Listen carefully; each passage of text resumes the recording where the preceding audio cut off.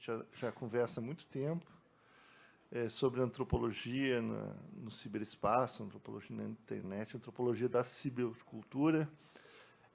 Temos já algum tempo de estrada rodado aí no debate desse tema. Então, eu agradeço bastante eles terem me incluído nessa mesa redonda para que pudéssemos dar sequência aos nossos debates. Eu vou falar sobre... É uma coisa ainda muito pouco alinhavada, é um ensaio de um ensaio, digamos assim. É algo que eu venho pensando nas últimas semanas para apresentar aqui, que tem a ver com algumas inquietações que eu desenvolvi em relação a questões éticas no campo, quando nós estamos fazendo antropologia no ciberespaço. Eu comecei a fazer pesquisa no ciberespaço como antropólogo em 98, quando eu comecei a estudar a utilização que os evangélicos faziam de chats, aqueles chats antigos que tinham IRC, Internet Relay Chat. E desde lá tenho assim tentado monitorar o ciberespaço, conduzir algumas pesquisas pontuais e algumas coisas que me inquietaram ao longo dessa jornada, elas talvez sejam boas para serem tratadas aqui nesse tópico, nessa mesa redonda. Eu vou falar sobre uma coisa que os antropólogos valorizam muito quando estão em campo, recolhendo dados. Talvez assim aquilo que alguns poderiam considerar o ouro em pó que os antropólogos recolhem quando estão em pesquisas etnográficas no campo. Trata-se dos indizíveis, aquelas coisas que não podem ser ditas, né? Aquelas coisas que são ditas acidentalmente, aqueles atos falhos, né? Aquelas conversas e assuntos que não devem ser tratados na frente de estranhos, né? O antropólogo consegue ter acesso a isso porque ele fica muito tempo em campo, então, com o passar do tempo, os atores do campo eles se acostumam com a presença do antropólogo e passam a lidar como se ele fosse um nativo, e aí se permitem falar coisas que não falariam na frente de estranhos.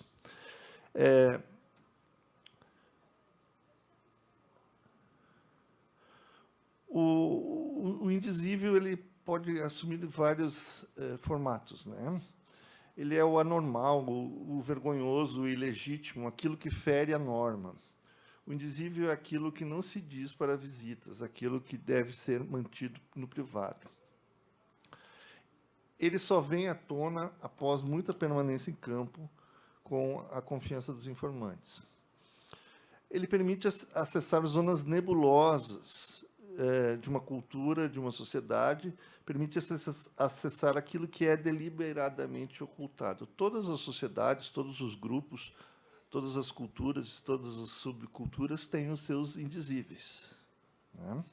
As coisas que são tratadas de forma muito parcimoniosa, de forma muito cuidadosa, e que não deve ganhar o palco, né? Deve ficar como algo que circula nos bastidores.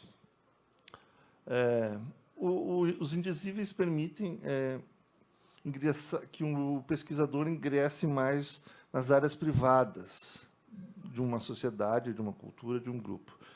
Ele permite compreender as práticas reais, cotidianas, escamoteadas pela norma estruturada pública. Os indizíveis são universais. Toda sociedade, toda cultura tem seus assuntos tabus, seus assuntos interditados. Eles carregam perigos identitários consigo. Eles comprometem a imagem do grupo, da sociedade, da cultura. Então, eles precisam ser mantidos, administrados com muito cuidado. Isso porque eles serem um dado problemático do ponto de vista dos cuidados éticos que devem ser observados na pesquisa antropológica. Lidar com indizíveis é bem mais perigoso do que lidar com todo o resto, porque os indizíveis comprometem, né? Os indizíveis são informações sensíveis, informações delicadas. Então, se há um momento em que o antropólogo tem que estar plenamente ciente das suas responsabilidades éticas em campo, é quando ele lida com indizíveis. No mundo offline, eles são residuais. Eles não são dominantes, né? São coisas residuais. Eles são encompassados pelos dizíveis. Os dizíveis são as coisas que nos ocupam a maior parte do tempo, são as coisas que nós podemos dizer sem precisar pensar, sem precisar ter cuidados, né? No mundo offline, os indizíveis são controlados, dominados, interditados, desacreditados, isolados, né? Eles têm espaços próprios para emergir, né? Espaços como conversas muito privadas, a porta do banheiro é um lugar muito interessante para os indizíveis aflorar, né? As conversas nas sombras, as conversas secretas, as conversas muito íntimas são os locais adequados onde os indizíveis aparecem. Isso no mundo offline. No mundo online, acontece uma coisa curiosa, segundo eu tenho observado. Os indizíveis não são mais tão residuais como são no mundo offline. Eles passam a ter uma agência, uma actância, para usar os termos, né, do Bruno Latour, muito mais fortes, uma presença e uma actância muito mais forte. Como que eu tropecei nessa constatação? Relembro um episódio de campo quando eu estudava os evangélicos, né, em seus chats do Internet Relay Chat, em 98, e notei que aqueles evangélicos que eram muito ciosos, né, em dar bons testemunhos, em tentar convencer os não evangélicos de que eles eram seres moralmente assim, modelares, eles serviam de modelo, e mesmo com esse discurso entre os evangélicos, o discurso conversionista, proselitista, né, de que eles são testemunhas da obra de Deus no mundo, eu comecei a perceber que no ciberespaço, em canais de chat do IRC, eles falavam palavrões, por exemplo.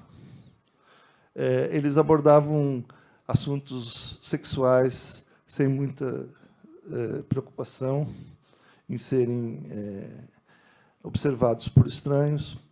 Eles tramavam ataques hackers a sites pornográficos. Quer dizer, eles se sentiam, nesses canais de IRC, muita vontade para falar o que quisessem. Quer dizer, não havia indizíveis para eles. Claro, continuava existindo, mas havia uma certa liberalização, né, de alguns indizíveis que você não encontra isso acontecendo no mundo offline. Dificilmente você vê um evangélico no mundo offline falando palavrão, contando piadas de conotação sexual, tramando coisas ilegais, como ataques a sites. Você não vê essas coisas acontecendo assim no mundo offline. No mundo online, esses jovens, a maioria jovens, eles se sentiam vontade para fazer isso. Então, isso me mostrou... percebi que os mesmos, né, esses evangélicos, mesmo os mais tímidos e constrangidos, atores que ali estavam, se atiravam com prazer ao absorvente esporte de deixar os indizíveis aflorar livremente. Isso me fez, assim, com o tempo, perceber que a internet é uma grande usina de indizíveis. A internet, o ciberespaço que ela cria, favorece uma grande profusão de manifestações que nós poderíamos considerar como indizíveis, coisas que não se devia falar, coisas que devem ser faladas em ambientes mais privados, nos bastidores, nunca no palco, né? Então, eu percebi que a internet, que no mundo online, os indizíveis se não são dominantes, são ubíquos. Emprestam ao ciberespaço muito de suas dinâmicas e lógicas. No mundo offline, os indizíveis são abundantes e incontroláveis. E vou tentar desenvolver um pouco essa minha percepção. Que fatores que favorecem essa profusão de indizíveis na internet? Eu diria que são aspectos... O primeiro ponto, eles são favorecidos pelos aspectos antiestruturais do ciberespaço, que favorecem a livre manifestação de qualquer posicionamento. O poder de emissão de mensagens um para muitos, a arquitetura um para muitos, favorece isso. Vozes antes caladas estão agora livres para fazer vir à tona vozes antes silenciadas e que passam a globalizar indizíveis antes imperceptíveis. No ciberespaço, para as pessoas existirem com alguma saliência, para as pessoas serem notadas, elas precisam, de alguma forma, manipular informações que sejam interessantes, que atraiam a atenção sobre si. Para fazer isso, o recurso de dizer indizíveis é muito frequente. Dizer coisas que chamem a atenção e, muitas vezes, coisas assim que poderiam ser classificadas como indizíveis. Os indizíveis são moedas fortes no universo regido pela economia informacional. Só chama a atenção quem tem algum assunto, um babado forte para contar. O anonimato, um outro fator, o anonimato, valor fundamental para muitos dos defensores ideológicos da internet, é outro fator favorecedor. A internet, sempre por valorizar o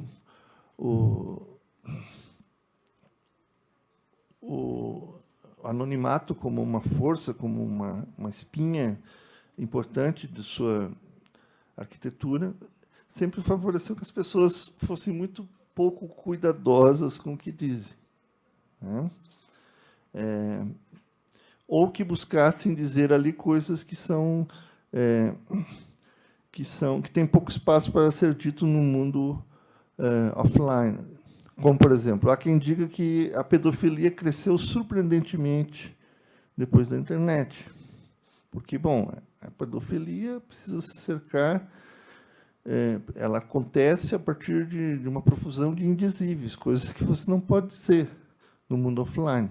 No mundo online, com a garantia do anonimato, as pessoas se animam e começam a falar sobre essas coisas. A Deep Web, como estava falando aqui o Sérgio Amadeu, ela é uma radicalização disso, porque ela cria porões no interior da web, onde pedófilos, necrófilos, canibais, etc., se encontram a liberdade para seus repugnantes indizíveis.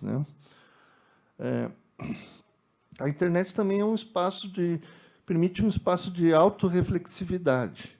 E a autorreflexividade, muitas vezes, vem acompanhada de sincericídio, no afã de a pessoa refletir sobre suas condições emocionais, existenciais, sexuais, políticas, etc., muitas vezes diz muito mais do que seria adequado.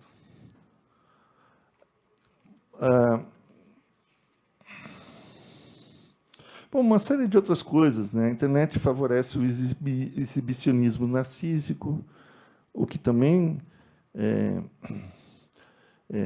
proporciona o destravar da língua, vamos dizer assim. A fraqueza dramatúrgica da comunicação mediada por computador, principalmente de sua forma escrita, empodera os boquirrotos enrustidos, as pessoas que gostariam de falar, mas não falam. Uma fala face a face é sempre mais constrangedora do que uma fala feita por mensagens de texto. O burramento das fronteiras entre o público e o privado, entre a linguagem de palco e a linguagem de bastidores, ela também propicia isso, quer dizer, o público e o privado estão muito misturados quando a pessoa está na frente de um computador conectado à internet. A internet é um território bastante utilizado ultimamente para se vingar do politicamente correto, as pessoas que não gostam de coisas muito certinhas, muito civilizacionalmente corretas, elas utilizam bastante a internet para dar vazão a isso. A otimização maquínica possibilitada pela internet favorece a produção de indizíveis, né? É fácil, por exemplo, recolher informações de alguém que, por exemplo, a gente quer atacar. É fácil fazer vir à tona informações delicadas de alguém, né? O roubo de fotos, as memes que adulteram jocosamente os sentidos originais para zombar de alguém ou de algo, são práticas comuns. O ciberespaço promoveu o surgimento de um grande número de profissionais do indizível. O trollador, ou o troller, né? O hater, o criador e o propagador de hoaxes maledicentes, o operador de ataques de cyberbullying, todos eles são pessoas agindo, né, em função operando com indizíveis. A irresponsabilidade ciberespacial, né, que permite uma espécie de moratória com o mundo adulto responsável, que caracteriza a internet, tem sido explorada por alguns autores norte-americanos.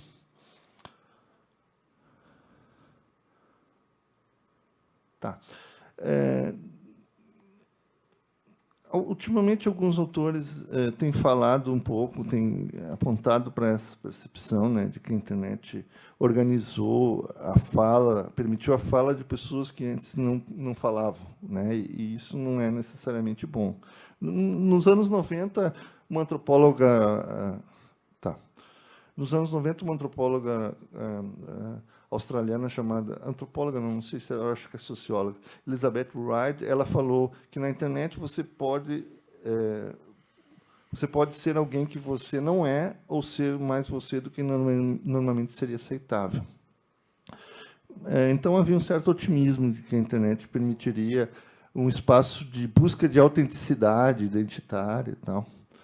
Mas esse otimismo vem sendo torpedeado, né, por algumas vozes importantes, como Humberto Eco, né, que falou: as mídias sociais deram o direito à fala a legiões de imbecis, que anteriormente falavam só no bar, depois de uma taça de vinho, sem causar dano à coletividade. Diziam imediatamente a eles para calar a boca, enquanto que agora eles têm o mesmo direito à fala que um ganhador de prêmio Nobel. Isso Humberto Eco disse em 2015. Bom, indo já para os finalmente, já que estou com pouco tempo, eu gostaria assim, como análise, considerar que o fato de nós encontrarmos esses indizíveis de forma abundante no ciberespaço, antes de ser algo que nos alegra como antropólogos, nos traz preocupações de ordem ética. Como é para um etnógrafo lidar eticamente com uma situação de sincericídio generalizado? Nós devemos nos aproveitar dessas falas assim, problemáticas, delicadas, e fazer a festa, ou nós temos que repensar um pouco o estatuto que nós damos a esse tipo de dados?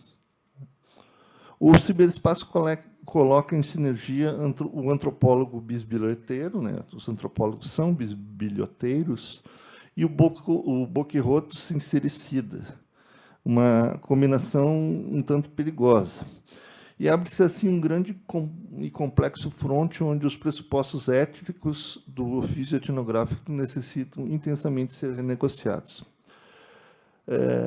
Com isso, nós temos que pensar em questões que não visam só responder aos constrangimentos que o CONEP tem feito às áreas das ciências humanas e sociais, mas mais ainda fortemente com uma crescente preocupação dentro da antropologia em criar narrativas menos autoritárias para com os informantes, né, que fornecem informações aos antropólogos. Se temos uma polifonia desconcertante de vozes a dizer indizíveis, que seriam as pepitas de ouro que o antropólogo tanto admira, temos que pensar como devemos dispor disso. Quais os parâmetros, quais as barreiras, quais os cuidados que devemos tomar com uma situação em que esses indizíveis abundam tão fortemente. Na verdade, é isso que eu queria trazer, assim, uma coisa singela, mas que eu gostaria de, talvez, discutir alguns dos pontos aqui com os colegas. Obrigado.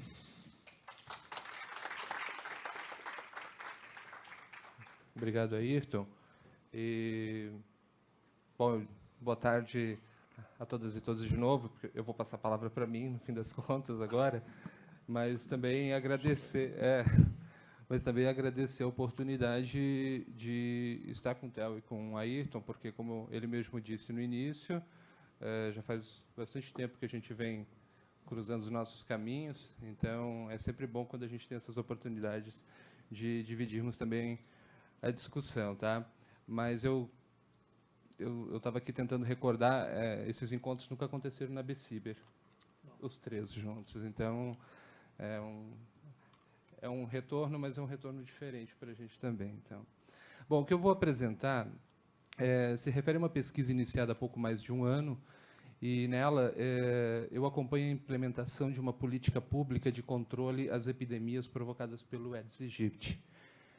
Em linhas gerais, o que eu procuro tratar aqui diz respeito ao modo como as nossas vidas e a dos mosquitos têm sido cruzadas, coproduzidas e governadas localmente pelo cruzamento de infraestruturas globais, como aquelas da biologia, da indústria química e das tecnologias digitais. Tá?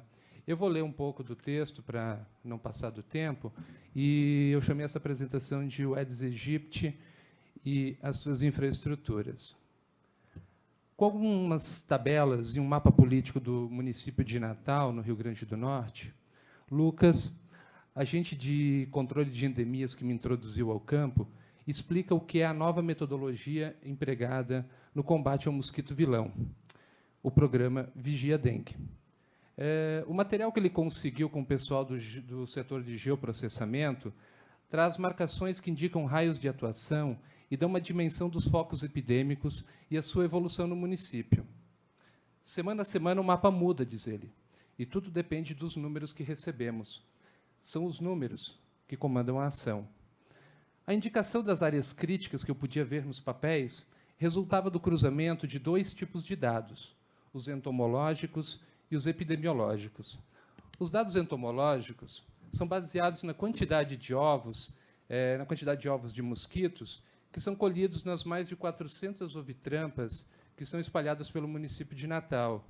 E os dados epidemiológicos são produzidos a partir dos casos dos pacientes notificados, ou seja, aqueles que têm suspeita ou que estão adoecidos, né, com confirmação, seja de dengue, seja de chikungunya, ou seja do Zika vírus. Esses dados são enviados ao setor de endemias do Centro de Controle de Zoonoses por unidades de saúde, sejam elas de pronto atendimento ou os hospitais. Lançados os dados, ou seja, o número de ovos, o número de doentes e as suas respectivas localizações geográficas, um software de modelagem, que é recomendado pela Fiocruz, produz uma performance georreferenciada que permite uma análise espaço-temporal dos focos de contaminação.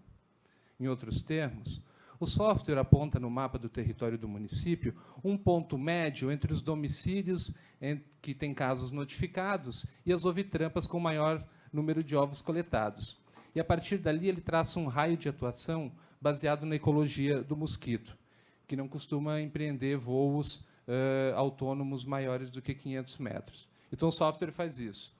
A localização dos doentes, a localização das armadilhas com maior número de ovos, então ele traça um ponto médio e aqui vira um ponto de foco. Bom, com esse ponto focal definido, os agentes de endemia são deslocados para fazer a casa. Esse é um termo pelo qual eles resumem as ações protocolares que são previstas nas diretrizes do Ministério da Saúde. Em termos altos, significa que todos os domicílios de um ponto focal devem ser visitados, vistoriados e, em caso de presença de focos de ovos, de larvas ou de mosquitos adultos, os agentes devem intervir em favor da sua eliminação. As diretrizes falam em 100 domicílios por agente por semana, o que daria um total de 20 por dia, em média, né? Bater a meta é, então, o grito de ordem e de estética das equipes que saem à caça dos mosquitos e empreendem competições entre si. Além dos relatórios, eles passam a fotografar com o smartphone os pontos mais críticos que encontram.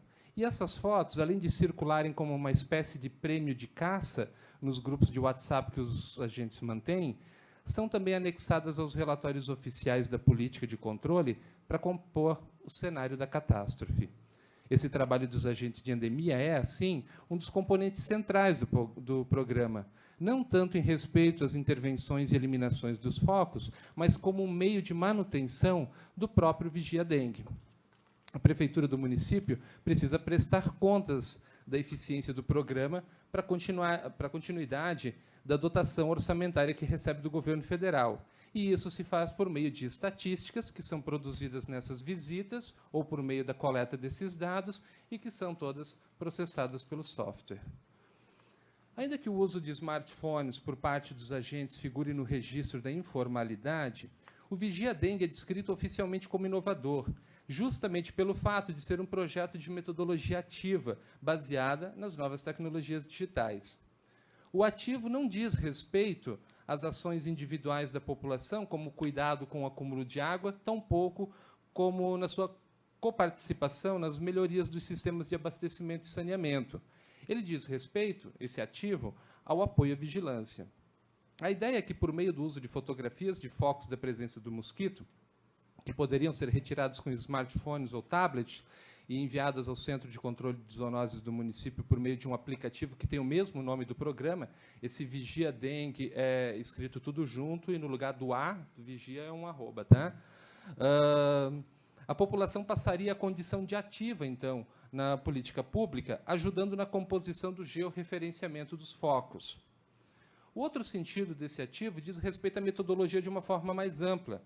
O Vigia-Dengue supõe a atuação intensiva dos agentes diretamente nos lugares críticos. O mosquito e o software de modelagem de seus focos epidêmicos passa a movimentar a cidade à medida em que são criados mapas dinâmicos com cores que vão do verde ao vermelho, passando pelo amarelo e o laranja, indicando quais são os pontos de infestação e a proporção do seu risco.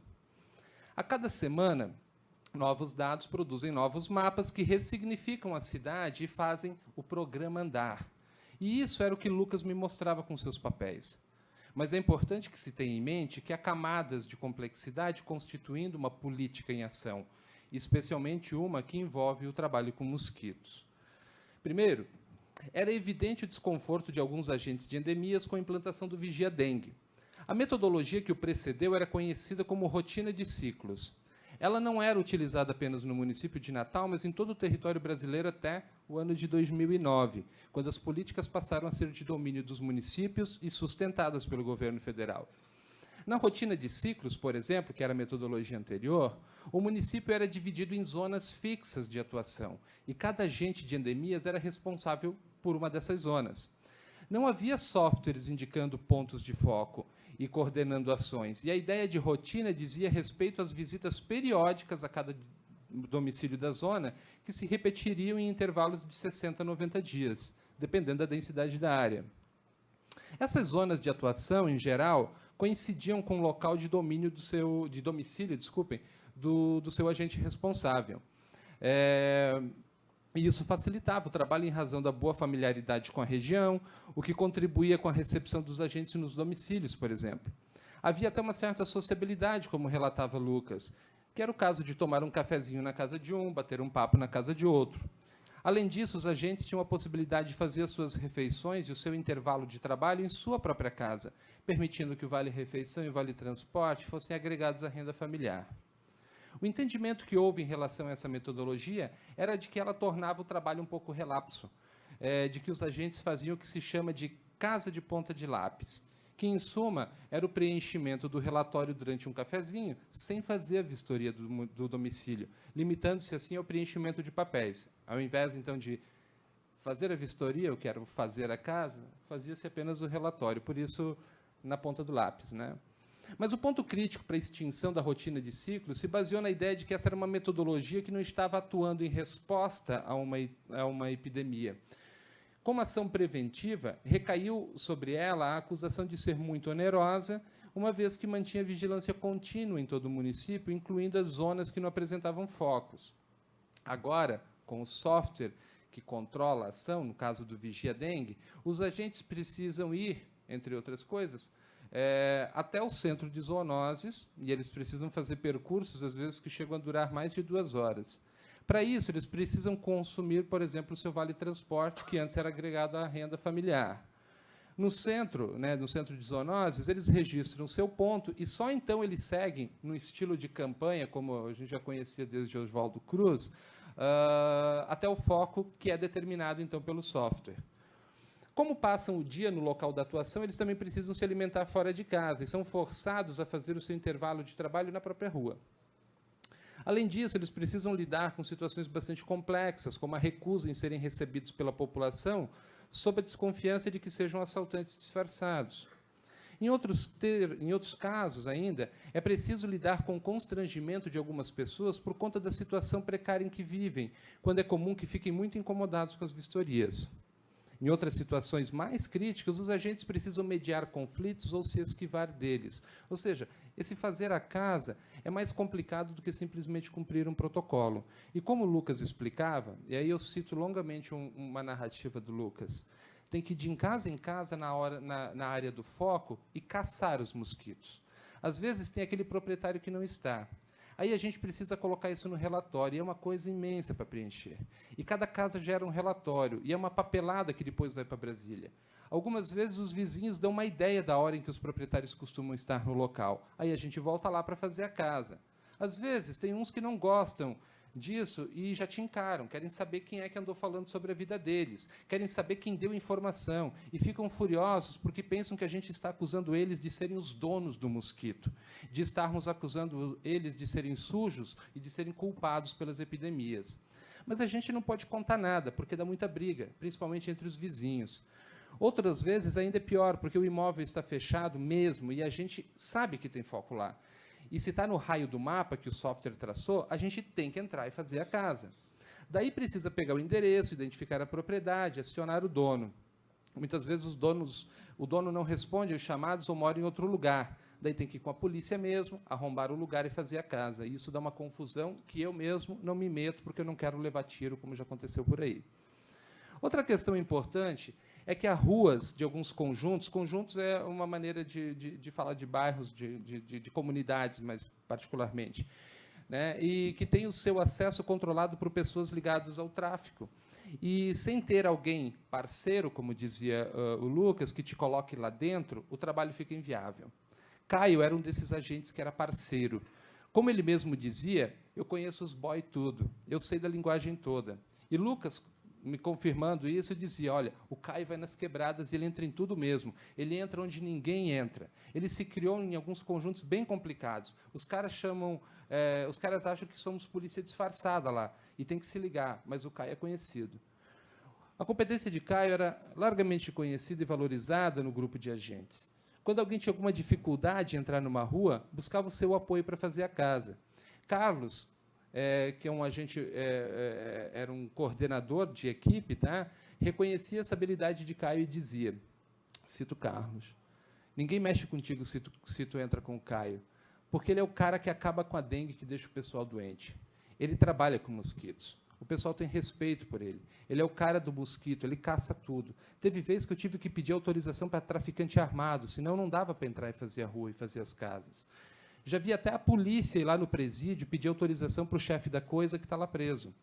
Não é fácil trabalhar com mosquitos. Teve um dono da comunidade que me mostrou os focos pelo sistema de câmera deles. Os caras são equipados, eles têm câmera para vigiar a rua deles. E aí ele me chamou lá para dentro e mostrou os lugares onde eu deveria ir. E eu só podia ir onde ele mostrou. E ele queria conferir tudo. Nada de eu ir para outros cantos. E a gente só faz. Em outra situação, continua ele, o traficante queria ver os meus papéis, os relatórios, e eles são sigilosos. Eu tinha feito algumas casas e apareceu o foco. Ele queria saber quem é que estava contaminando a rua com mosquito.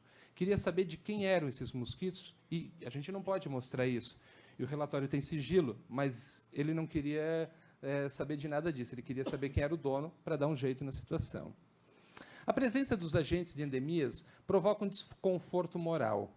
Receber um agente é ser visto como um contaminador da rua, e por conta disso, é comum haver conflito entre os moradores e os agentes onde o software indica a infestação.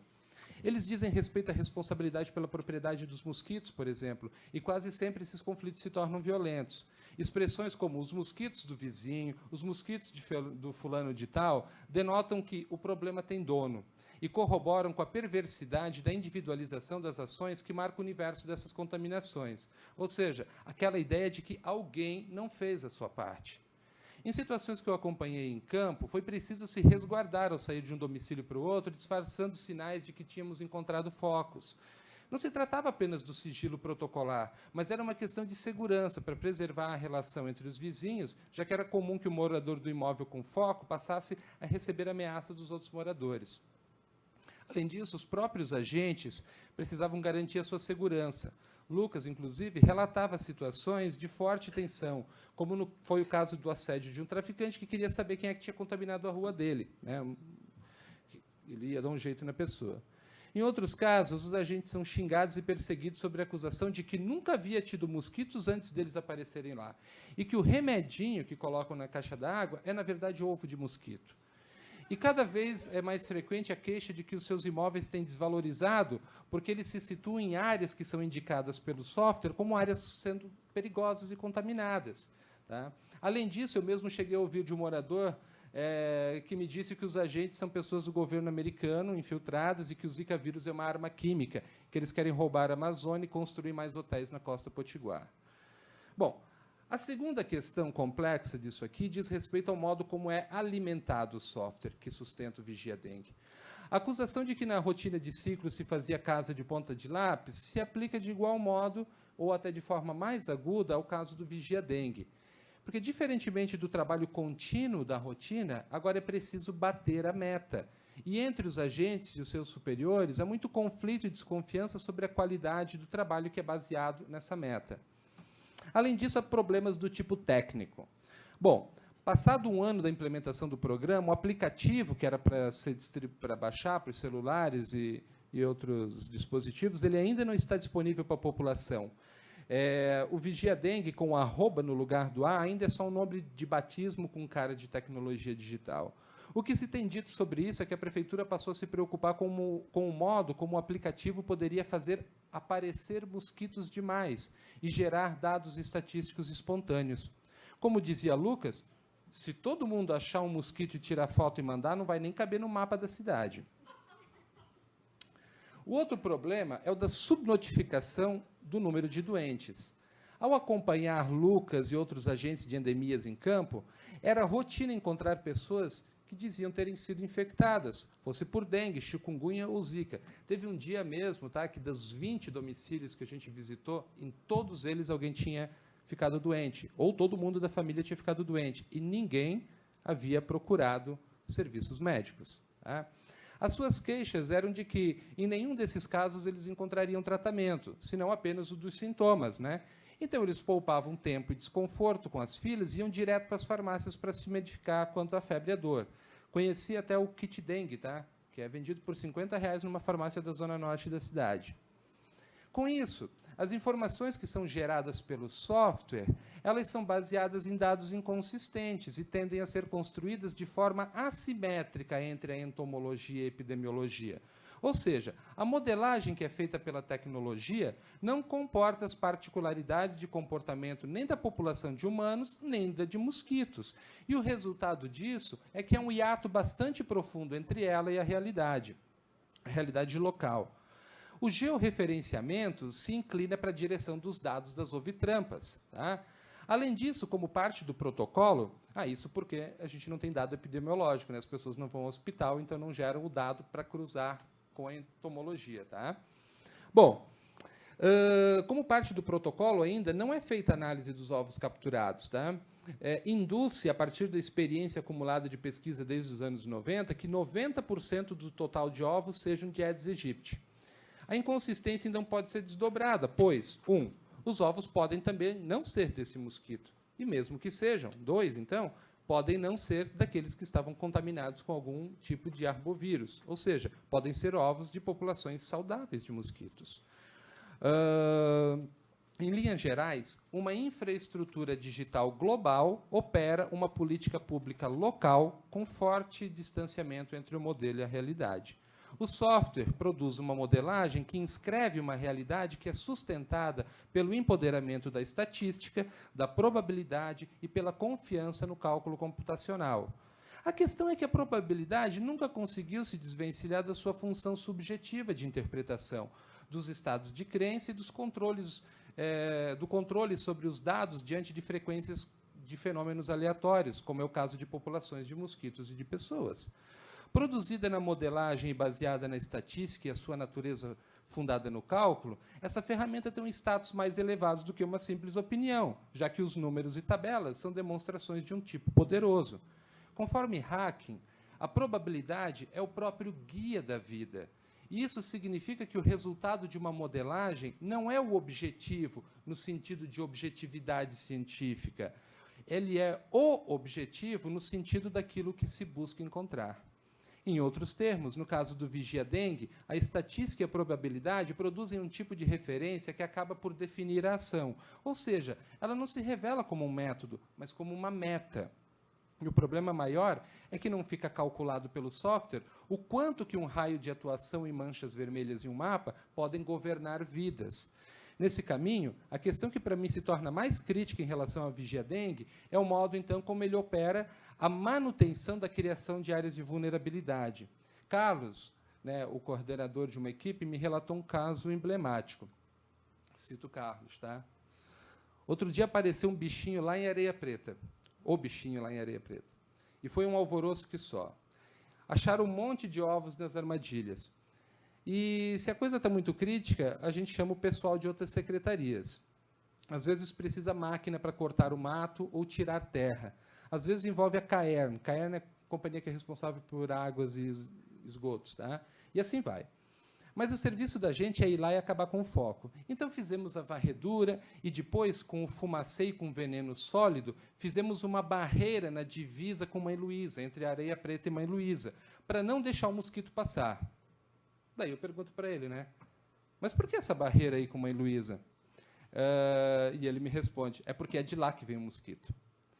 Tá, mas e o que vocês fizeram em Mãe Luísa, então? Eu pergunto para ele. Bom, lá nada, né? Porque o foco apareceu aqui em Areia Preta. E Areia Preta é Areia Preta. E se o mosquito estiver saindo de Areia Preta e indo para Mãe Luísa, eu provoquei. Daí ele só deu uma risada. Para vocês entenderem, Areia Preta é uma pequena praia. Entre ela e a encosta do morro tem apenas uma única avenida, que é a Avenida Costeira, e praticamente uma única faixa de prédios, que fica espremida entre a pista e a encosta de uma duna. São edifícios de alto padrão que abrigam uma população de classe média alta, incluindo alguns políticos e artistas, né, conhecidos nacionalmente, alguns deles. E já essa encosta, esse morro ao fundo, onde fica a comunidade de Mãe Luísa, é uma comunidade que foi formada dos anos 70 para cá, a partir de ocupações de terra da ponta final do que hoje é conhecido como Parque das Dunas, do que é o Parque das Dunas. A questão que chama a atenção no diálogo com Carlos é que a prioridade não é eliminar a presença do mosquito em Mãe Luísa, mas a de se evitar que ele chegue em Areia Preta. O mosquito precisa colaborar com a manutenção do programa. A sua eliminação completa implica na extinção da política e de toda a infraestrutura que ela demanda. A propósito, só para vocês terem uma ideia, o Carlos está se aposentando agora, neste mês de dezembro. Ele trabalha desde 1986 nas epidemias. Se a gente pensa que uma epidemia é algo que mobiliza algo contingentemente, ela também produz a manutenção, tá, de uma estrutura. No fim desse ano ele se aposenta e ele tem orgulho de ter feito carreira com Aedes aegypti. Como ele gosta de me falar, eu comecei na rua por causa da dengue. Daí eu subi para encarregado, daí eu fui gerente, hoje eu atuo numa das coordenações. Eu só não cheguei à direção porque isso é um posto político de indicação. Em outra situação, Lucas, o agente do programa Vigia Dengue, que era quem me dava as orientações metodológicas sobre encontrar os mosquitos em campo, explicava. Dizia o Lucas para mim, batata, professor.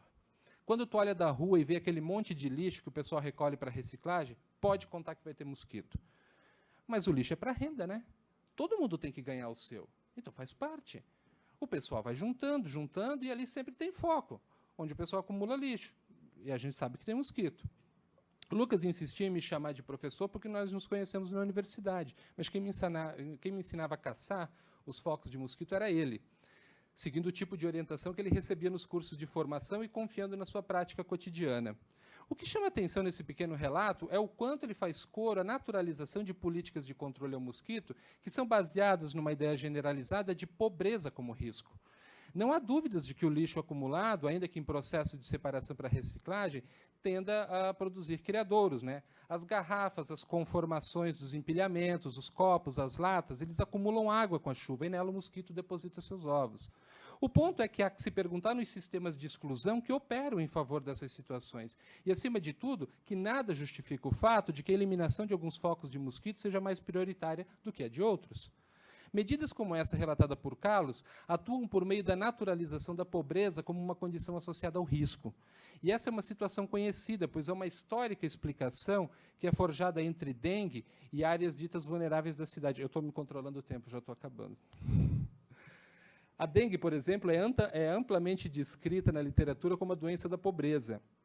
Assim, a população economicamente tratada é tratada como culpada pela suposta falta de limpeza da sua propriedade e, ao mesmo tempo, quando ela está adoecida, ela é vista como uma vítima de fatores que são ligados às questões ambientais. Quem faz essa discussão muito bem, que inspira aqui, é a Madeleine Krista, Bart, Remy, a gente falava outro dia sobre esse texto, né?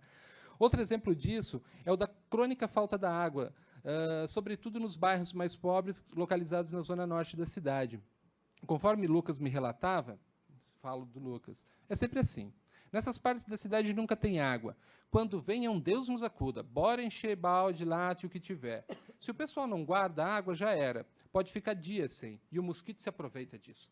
Pode chegar na casa e ver as latas e as panelas de água e se preparar para ver mosquito. Tu chega, vai direto lá e lá estão os ovinhos. Algumas vezes tem até larvas. A pobreza problemática em questão não é aquela das pessoas, mas dos sistemas de serviços básicos, em geral, de domínio do Estado. Há uma espécie de deslocamento de sentido e de responsabilidade que vai da infraestrutura ao indivíduo, porque não é um problema guardar água, o problema é não ter água continuamente. Como mostrou Mastrangelo, em sua pesquisa sobre a prevenção da dengue no Nordeste da Argentina, a persistência de criadouros estava muito mais relacionada à deficiência de fornecimento de água por uma rede regular de distribuição do que com a vontade individual ou familiar de cobrir adequadamente seus recipientes de armazenamento ou da coleta de chuva. Ou seja, as carências estruturais das cidades são obliteradas pela ênfase que as agências de cuidado dão às práticas da população. O problema é seu, né? Diz um mosquito apontando um dedo para nós numa campanha institucional do governo federal. A prova disso é que você, que eu, resido numa área marcada em vermelho no mapa, como faz o software. Finalmente, então, chegamos ao cruzamento local de infraestruturas globais. A primeira delas diz respeito à biologia, que tem construído universalmente, há mais de um século, o mosquito como a figura central dos processos de contaminação. Em seguida, temos a produção de políticas públicas que são baseadas no cálculo algorítmico e cada vez mais sustentadas pela essa infraestrutura digital de softwares para modelagem populacional. E, por fim, as eliminações dos focos de mosquito tendem a instalar uma poderosa infraestrutura química da saúde global. A questão é que o controle do mosquito sobre o registro da ciência universal e operacionalizada por essas tecnologias digitais de modelagem suplanta os sentidos locais e as práticas locais. Na etnografia de um antropólogo chamado Alex Nadin, sobre a dengue na Nicarágua, isso fica muito evidente. O mosquito não é visto pela população local como um inimigo mortal, tal como é para a ciência ou para o Estado. Ao contrário, ainda que ele tenha trazido a dengue, ele trouxe também a atenção das políticas públicas, ele trouxe médicos comunitários, ele trouxe saneamento. Enfim, por um lado, ele deu visibilidade a uma comunidade que era historicamente negligenciada. Por outro, isso conflituava com as políticas de comércio internacional que passaram a isolar a Nicarágua por ela ser um país contaminado. O caso uruguaio também é muito interessante, porque ele mostra como o bom desempenho do controle do Aedes aegypti só aconteceu por meio da criação de um enfoque ecossistêmico, que permitiu que os conhecimentos locais da população constituíssem elas mesmas as práticas implementadas pelo Estado, e aí sim caracterizando uma política ativa da população. A segunda situação diz respeito ao fato de que, no caso da maior parte das políticas brasileiras de controle ao mosquito, como é o caso do Vigia-Dengue, a atuação dos agentes é baseada quase que exclusivamente no uso de produtos químicos, como inseticidas e larvicidas, que são cada vez mais potentes, sob a alegação de formas mais resistentes de mosquito. A questão é que essas intervenções presumem similaridade dos corpos, sejam aqueles dos humanos, sejam dos corpos dos mosquitos, que transcendem espaços e contextos, pois se sabe que a resistência maior de uma população de mosquitos depende da quantidade de exposição a um determinado agente químico por várias gerações anteriores. Em outros termos, não se opera com a singularidade das biologias dos mosquitos e dos seus ambientes. A infraestrutura química da saúde global, seja aquela farmacêutica que a gente já conhece entre nós humanos, ou como essa dos inseticidas para os mosquitos, é operada por uma lógica universalizante da biologia. Além disso, os críticos da saúde ambiental também advogam contra a dimensão de toxicidade com a qual os humanos e os ambientes estão sujeitos nessas políticas. Um exemplo disso, tratado por Carneiro, um pesquisador da Fiocruz, é de que a política vigente, que é baseada em química, é perdulária, perigosa e inócua por centrar no vetor as ações de controle dessa doença mediante venenos nocivos para a saúde humana sem obter resultados esperados. Produtos que são já bastante conhecidos, discutidos na mídia, como o abate, o malation e, mais recentemente, o Sumilav, têm sido amplamente utilizados no controle do Aedes aegypti, colocando em risco a saúde humana e de outros animais. Há mais de 3 décadas, por exemplo, em várias cidades do Nordeste brasileiro, os agentes de controle de endemias colocam o que chamam de remedinho, tá? Que é o eufemismo usado para se referir ao veneno, né? Nas caixas d'água que são reservadas ao consumo humano. Mas há um erro de cálculo que é operado. A diluição do veneno, em muitos casos, é feita com base na capacidade física de armazenamento do recipiente, e não no volume real de água contido nele, tornando isso um risco. Eu mesmo acompanhei essa situação. Qual é a medida para uma caixa d'água de 2.000 litros? A medida é essa. O agente pega a medida e joga lá dentro. Às vezes tem só um tantinho assim de água. Tá? Bom, o problema em torno do que seja uma água potável também não passa pela eliminação só dos coliformes fecais e outros resíduos. E, por isso, tratar um recipiente de água potável para consumo humano como um criadouro de mosquito desqualifica os próprios padrões de potabilidade que são determinados pelo Ministério da Saúde e retira o conceito que todos nós aprendemos do que seja uma água potável. Além disso, os agentes que eu acompanho não usam luvas. Eles reclamam que o veneno provoca alergia nas mãos. Além disso, também, eu não conheci um único deles que não tenha adoecido por causa de dengue, chikungunya, zika, ou mesmo por causa das 3 infecções. Não há roupas especiais e nem o uso de repelentes. E o adicional de salubridade já está atrasado há quase 2 anos. Para finalizar, eu quero, então, ressaltar que, ainda que seja uma pesquisa em andamento, o meu objetivo aqui foi o de fazer aparecer alguns dos elementos que constituem um modo complexo, como mosquitos e pessoas têm as suas vidas cruzadas, coproduzidas e governadas localmente por meio de infraestruturas que são globais, na verdade. Escobar havia anunciado esse tipo de questão, fazer a propaganda Escobar, que está traduzido neste livro, anunciou esse tipo de questão há mais de 2 décadas, tá? Quando ele definiu a cibercultura como um cruzamento entre o campo da tecnosocialidade, compreendido então como um processo sociocultural associado às tecnologias da comunicação e a informação, com o campo da biosocialidade, entendido como um desdobramento da biopolítica, interessado na ordem de produção de governo da vida, da natureza e do corpo, através de intervenções tecnológicas que são fundadas na biologia para o seu controle. Para Escobar, é fundamental que se questione quais práticas têm sido articuladas em torno da cibercultura e que mudanças elas produzem na constituição das pessoas, dos ambientes e relações, incluindo novas formas de colonialidade. Ou seja, como que a presença cada vez mais ubíqua e pervasiva dessas tecnologias digitais globais, como também de infraestruturas da química ou da biologia e os seus dispositivos, tem configurado as questões que são particulares e locais? Há mais de um século, por exemplo, a associação entre os hábitos humanos e o habitat do Aedes aegypti tem favorecido essas políticas sanitárias que são baseadas na ideia de que o controle das infecções deve ser operado pelo meio do governo das populações, de humanos e de mosquitos. O ponto é que agora esse governo tem sido facilitado por essas novas infraestruturas da química, das tecnologias digitais, produzindo um tipo de negócio que traduz relações locais entre mosquitos e pessoas nos termos de crises globais. Como brincava Lucas, repetindo um jargão das políticas contra a dengue no Brasil, todos devem fazer sua parte, professor. A frase, repetida tantas vezes na opinião pública e nos órgãos de comunicação, contém uma ambiguidade que é fundamental, pois a cooperação entre os mosquitos, a população local, os agentes de endemia, é um fator importante para a manutenção do status quo de políticas de saúde e saneamento e o desenvolvimento de novas frentes de atuação e captação de recursos. O Estado fica, assim, reduzido a uma espécie de autarquia de prestação de serviços. Conforme as emblemáticas palavras desse agente, dizia Lucas para mim, professor, sem mosquito, sem dinheiro. Sem dinheiro, sem diretorias especiais. O mosquito é uma mina de ouro e cada epidemia é um cheque em branco. Em suma, no contexto particular da minha pesquisa, o uso do software do Vigia Dengue para o georreferenciamento dos focos epidêmicos colabora com a produção de periferias morais e geográficas.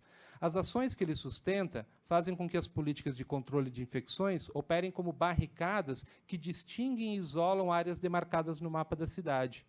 Ao marcar cores que indicam graus de risco, o software transfere para as populações das pessoas e dos mosquitos as responsabilidades que são, na realidade, de natureza estrutural do município. Em outros termos, o Aedes aegypti e as suas infraestruturas fazem a cidade e governam as vidas. Obrigado.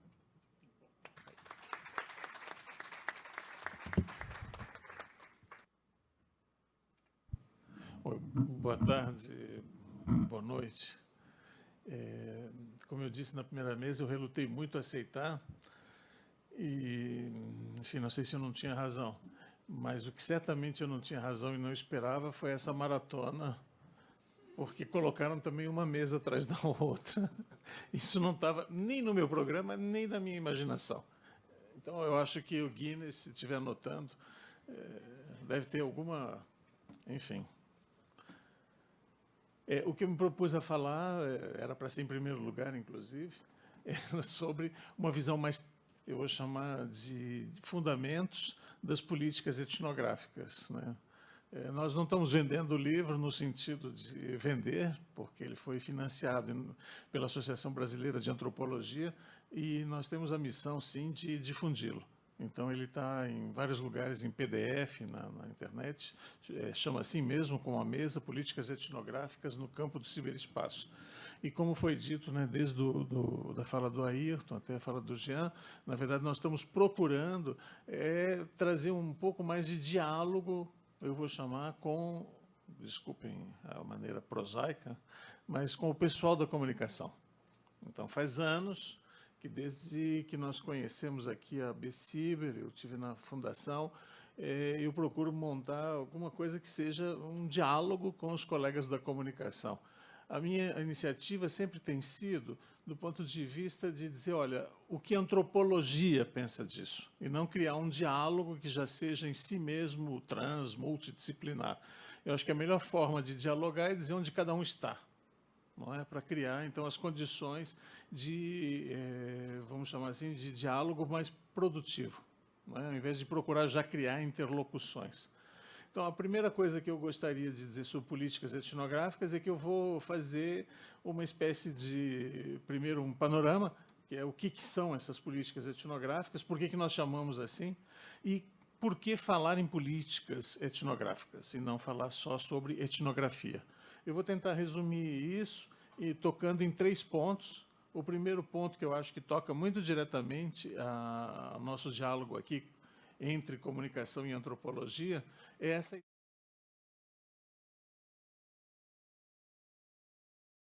que nós vamos pesquisar isso. Eu vou tentar trabalhar criticamente essa ideia, já fiz um breve comentário sobre isso na mesa inicial.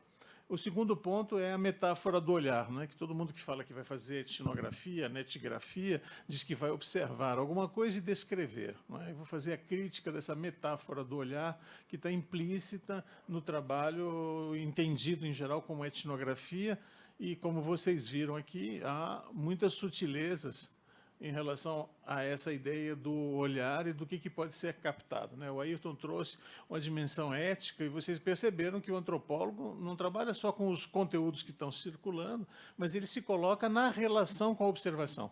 Né? Então, era muito isso. Eu ouvi, né, trouxe o Ayrton, né, isso numa sala, num chat, que era a parte do que é mais público. Portanto, há uma criação de um vínculo de confiança que envolve uma questão ética, que eu acho que com muita pertinência o Ailton trouxe. Mas eu espero que as pessoas que não são da antropologia compreendam que o antropólogo procura problematizar a dimensão vivencial do que ele está observando. Não se trata simplesmente de um olhar exterior, mas se trata de uma experiência engajada. Eu vou tentar dar uma definição aqui daqui a pouco sobre a etnografia. Essa dimensão vivencial é a chave para nós. Então, o que o Jean trouxe, por exemplo, os relatos, as falas, aquela coisa muito cotidiana, não é, que ocorre no Vigia Dengue, ou que ocorria, né, no IRC, são coisas que para nós são essa matéria-prima. Na verdade, nós não vemos os conteúdos, nós procuramos vivenciar ou procurar resgatar essa dimensão vivencial dos conteúdos. Então, eu gostaria de deixar isso como primeiro ponto geral sobre o panorama, por que ou o que são as políticas etnográficas. Então, para mim, políticas etnográficas vão ser justamente essas eleições. O que de tudo que foi vivenciado eu vou elencar na minha narrativa.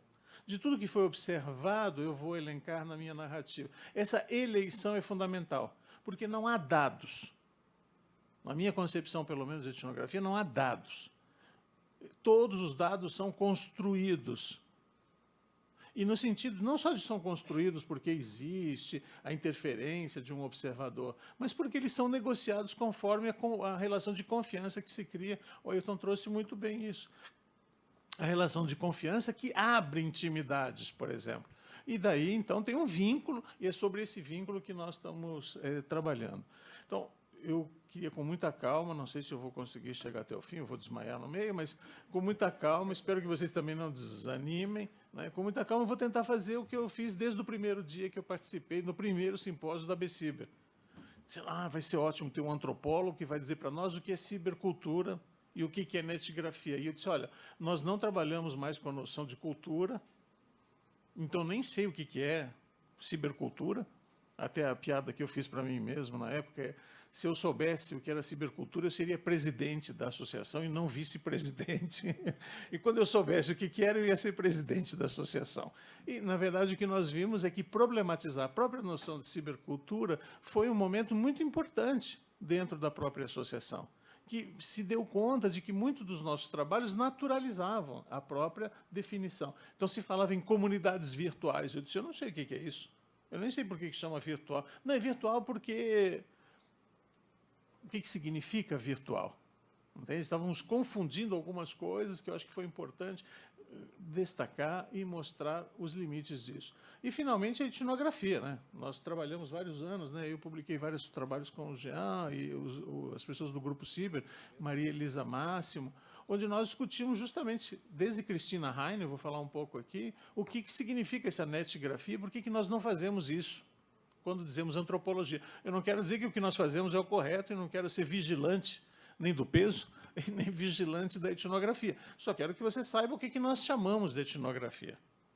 Okay? Para que, de tal forma, quando você diga eu vou fazer uma observação de campo no ciberespaço, ou vou fazer etnografia ou netgrafia, você tenha uma referência para dizer, olha, não faço exatamente aquilo, faço uma outra coisa. Eu acho que essa reflexividade é muito importante para o nosso campo. Então, aqui não se trata, de novo, de disciplinar o que é o quê. Certo? Se trata de dizer de onde é que nós estamos falando. Eu repito, sobre etnografia e netgrafia, vários textos estão na internet, não é? Isso eu acho que dá para recuperar sem dificuldade.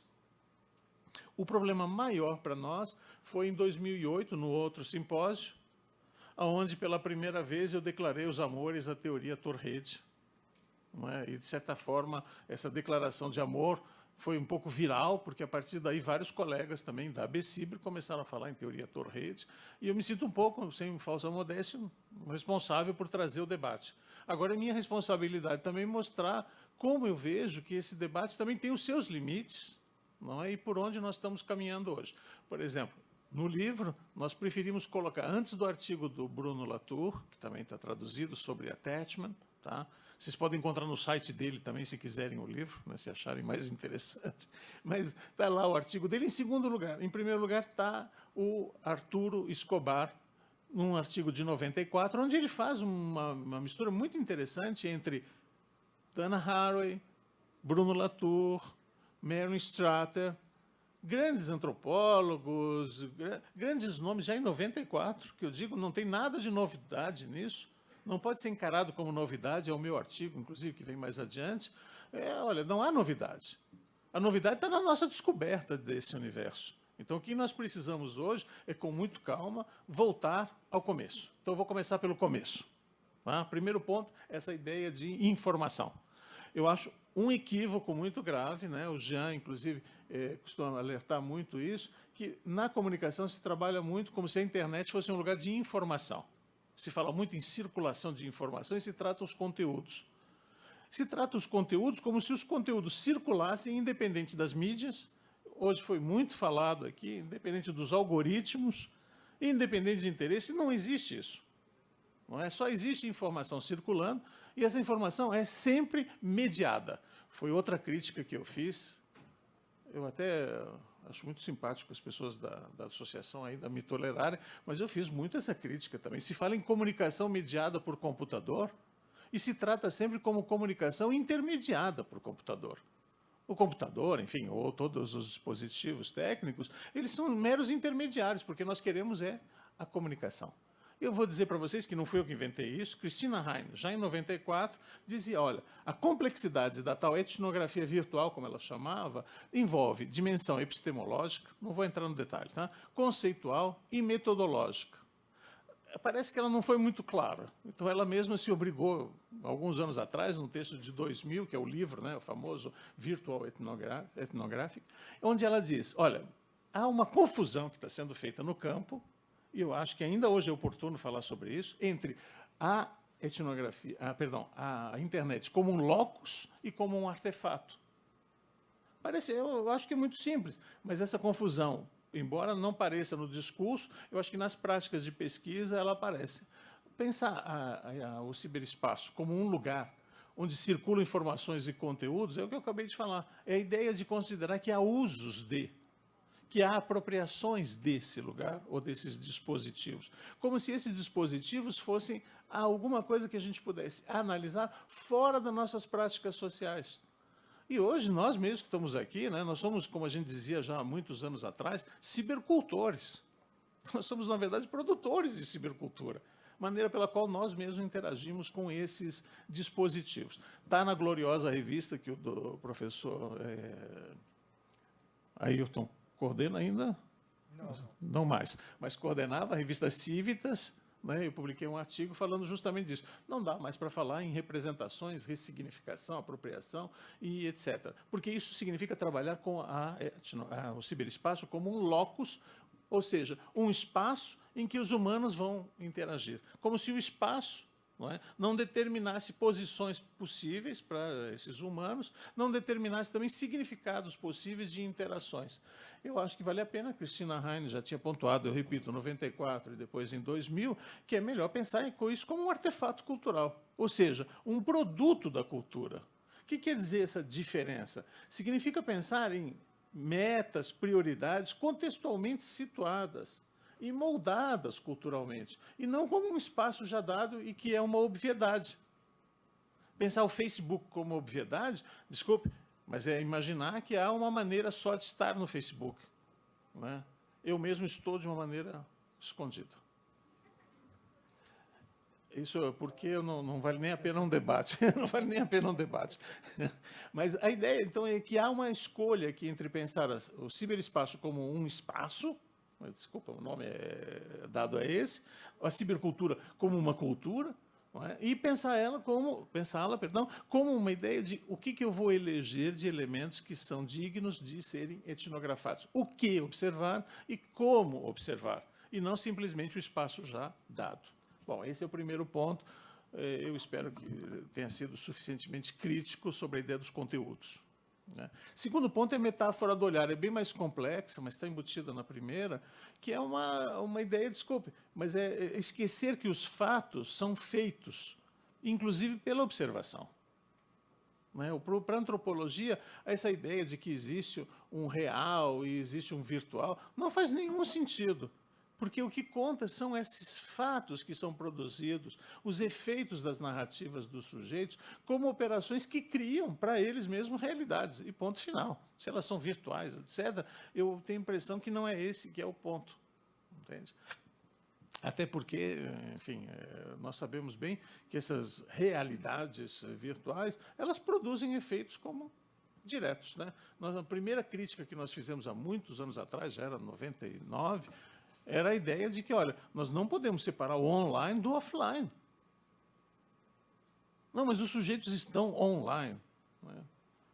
Os sujeitos estão online. A gente analisou, por exemplo, listas de discussão. E nas listas de discussão, quando a gente entrava, estou falando lá em 1990, e não me lembro quanto, as listas de discussão tinham dinâmicas de entradas e saídas que eram completadas, por exemplo, pelo IRC, por telefonema. As pessoas, olha, escuta, manda um e-mail aí para esse pessoal para saber que isso aí é um off-topic. Está começando a incomodar. Os meios que são utilizados não se restringem, portanto, àquilo que é unicamente observado dentro da internet. Não precisa falar mais sobre isso hoje, né? Hoje ficou mais óbvio ainda do que era para nós naquela época. Então, primeiro, a questão dessa ideia de observação e de uma realidade exterior é imaginar que existem dados a serem coletados e não que existem dados a serem construídos. Tá? Eu, enfim, retomo aqui um filósofo que eu conheci através do Jean, Nelson Goodman, num pequeno texto que também está disponível na internet para boa circulação, que se chama O Modo Como o Mundo É. Ele diz assim, a acusação de que uma dada... Isso tem a ver com a etnografia, né? A acusação de que uma dada descrição é verdadeira, uma é mais verdadeira ou uma outra é mais infiel ao mundo, tem uma importância porque nós somos caudatários de uma ideia pictórica da realidade, de que nós somos capazes de representar a realidade. Somos nós que somos os culpados dessa ideia de mais fiel ou menos fiel ao que está sendo observado. É uma crença nossa, e ele diz, há muitas descrições verdadeiras, igualmente verdadeiras e diferentes, e verdadeiras no mundo, porque não existe um único padrão de fidelidade. Então, para nós, não é importante essa fidelidade no absoluto de representar alguma coisa que está exterior a nós. A etnografia não é espelho da realidade. Nós não somos escribas. É função especular, que tinha, é verdade, no início, com Malinowski, que tinha até os anos 50, 60, tinha essa expectativa de que a etnografia fosse um espelho da realidade. Essa função especular não é mais o nosso problema.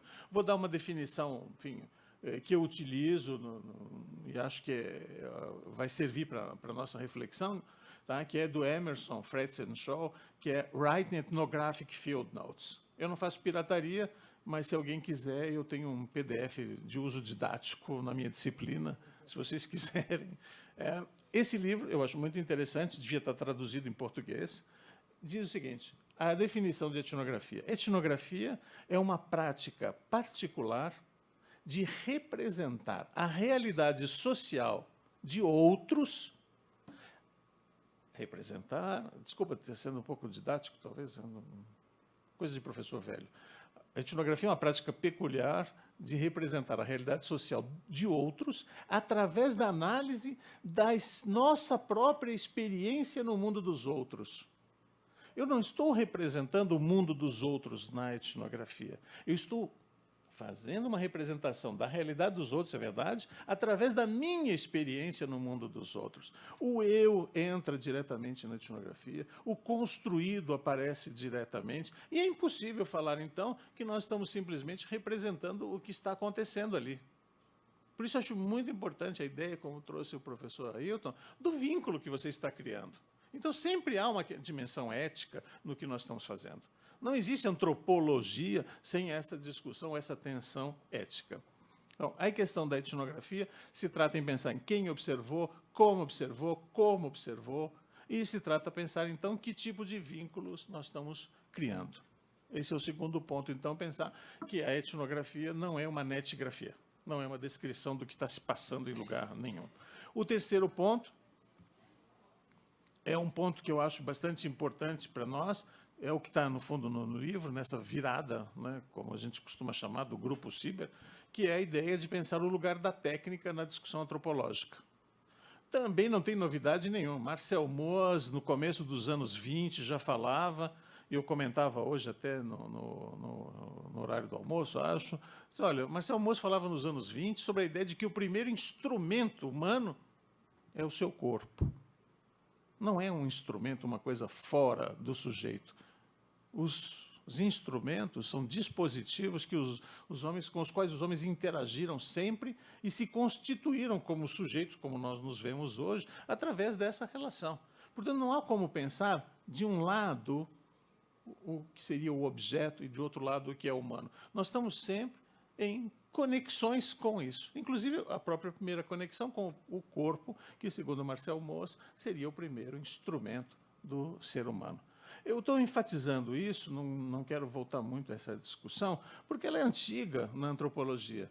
A grande dificuldade, eu acho que nesse ponto eu tenho que ainda concordar com o Bruno Latour, a grande dificuldade é que os antropólogos fazem isso para sociedades melanésias, para sociedades indígenas. Eu fiz isso quando fazia etnologia africana. Não havia nenhum problema em misturar animais, eventos da natureza, na narrativa de fazerem coisas.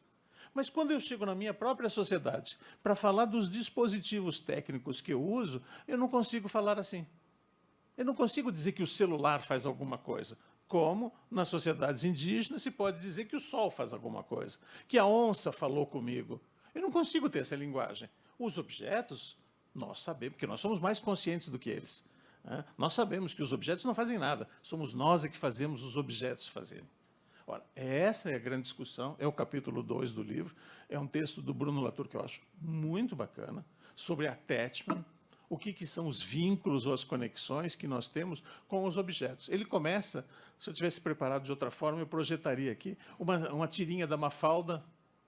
Quem tem mais de 50 sabe o que eu estou falando. Uma tirinha da Mafalda, enfim, deixa para lá. Quem não sabe, vai a Buenos Aires, tem uma escultura da Mafalda.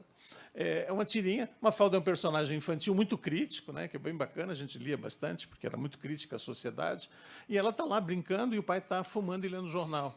E ela pergunta para o pai, diz, o que você está fazendo? Como quem não quer nada? E ele diz, eu estou fumando. E ela volta a brincar e vira de repente para ele e diz, eu pensei que era o cigarro que estava te fumando. Opa, o pai fica assim, cena seguinte da tirinha, o pai está rasgando os cigarros para mostrar que ele é que domina.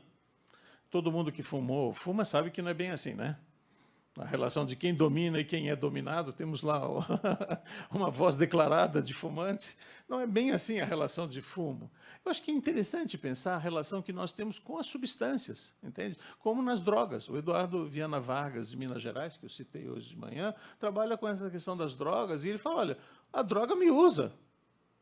Não sou só eu que uso.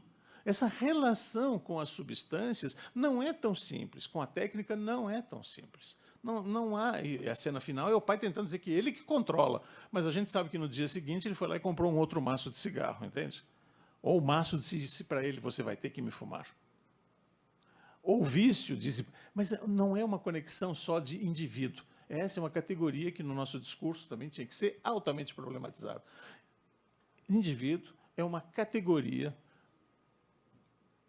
da modernidade, inventada como um fantasma que figura ainda hoje na nossa narrativa. Como se existissem indivíduos, ou seja, coisas que não são divisíveis. Qualquer um que fez terapia sabe que não é bem assim, qualquer um que leu, para não falar de Freud e outros, sabe que não é isso que funciona. Mas nós temos essa unidade biológica, parece que nós vemos cada um de nós como um indivíduo. Entende? Como se fosse biologicamente autônomo, nós não somos. Nós comemos a partir de alimentos produzidos por outros, nós respiramos ar, inclusive, mais frio ou mais quente, que nos determinam, não escolhi a temperatura. Não há essa ideia de indivíduo. Essa é uma fantasmagoria da modernidade que a sociologia está trabalhando de diferentes maneiras. Podia citar aqui da Sherry Ortner trabalhando, o Bourdieu fez críticas à ideia de indivíduo, o Anthony Giddens, para não falar de toda a antropologia da noção de pessoa ou a noção de agente. Tá? Eu não tenho tempo para falar disso. Aliás, não tenho tempo para falar nada. O que eu gostaria de situar, então, é essa ideia de que nós precisamos repovoar uma expressão equivocada, tá? Porque ela está povoada já. Mas nós precisamos, na narrativa etnográfica, repovoar a narrativa, trazendo os elementos técnicos e nas suas capacidades de agência. A tese do Jean Segata, que eu reputo como um dos trabalhos pioneiros na área, traz isso. É o cão com depressão e mostra como o cão tem agência sobre o sujeito humano. E essa agência, essa exigência do animal sobre aquele seu proprietário, faz com que essa relação não seja determinada de uma relação de senhor-escravo, já pré-configurada, que ela é contingente. De repente, sinais do comportamento do cachorro fazem o seu proprietário, entre aspas, fazer coisas. Então, quem faz fazer o quê? E é essa que é a questão, eu acho, do repovoamento. É trazer os instrumentos, os dispositivos, neutramente. Como os humanos, neutramente. Ninguém é em primeiro lugar. Não há, como eu falei antes na outra mesa, não há na noção de redes, como eu a concebo, uma hierarquia de quem faz fazer o quê. Eu acho que é justamente isso que é a pesquisa. A pesquisa é mostrar como, no curso de uma ação, alguém ou algo faz o outro fazer. É essa descrição que nós estamos procurando. É essa descrição que nós chamamos, no final das contas, de uma cartografia sociotécnica. E se nós queremos falar em sociotécnico, em mediadores ou em mediações, de uma maneira que não seja justaposição, nós já fizemos a nossa crítica várias vezes do Grupo Ciber. Nós falávamos, em primeiro lugar, na ideia de, olha, precisamos falar da técnica. Então, fazíamos um primeiro capítulo falando da internet, falando das redes, falando de mouses e softwares. E depois falávamos dos seres humanos. Ora, o erro, o equívoco que nós mesmos fazíamos, pelo menos até 2008, era a ideia de montar um contexto para que os humanos depois pudessem atuar. Totalmente representacional. Então, era uma justaposição. E o que nós estamos falando em mediação significa em composição, em hibridismos. E é essa linguagem que eu acho que vocês, as novas gerações, estão desafiados a fazer. É impossível não falar nesses termos mais. Aliás, nem devia falar mais em híbridos, porque todos somos híbridos, só há híbridos. Então, até essa linguagem já é ultrapassada.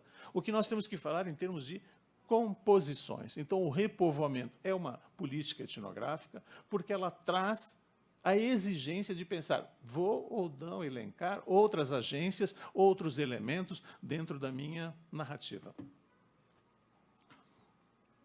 Já temos a próxima sessão, que começa agora às 6h30.